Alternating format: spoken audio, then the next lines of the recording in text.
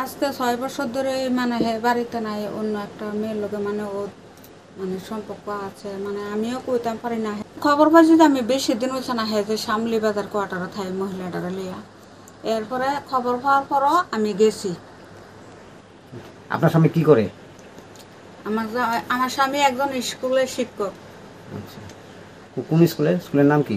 স্কুলের নাম হচ্ছে রামকৃষ্ণ বিদ্যা মন্দির আশ্রম। কোনখানে এটা? গাঙ্গালটোক। এই এখন কি আপনার স্বামী থাকে কোথায়? ওখানে থাকে আপাতত আপনার ওই শামলি বাজার কোয়ার্টার। কোয়ার্টারটা কার নামে আছে? কোয়ার্টারটা মনে করেন কোয়ার্টারটা সঞ্জিত দেববর্মার নামে, মানে হ্যার নমুনে আমি আর কি চিহ্ন দেববর্মা। ওনায় আপনারা দ্বারা একটা রিকোয়েস্ট, আমার কোয়ার্টার লাগতো। গেছি, তারা মানে আমার কোনো মানে এলোই করছে না। কোন কোন থানায় গিয়েছিলেন? গেছি দিরেন্না থানাত, চম্পকনগর থানাত, সব থানার ভিতরে গেছে। তারা আমার পাত্তই দেয় না। আমার আরও তারা টাইবেল ভাষা দিয়ে আমার আরও গালি গালাজ করতেছে। আমি অনেক সুস্থ বিচার চাইতেছি, যাতে মন্ত্রীরা যাতে এটা আমার বিচারটা আমি ন্যায্য বিচার আমি পাই।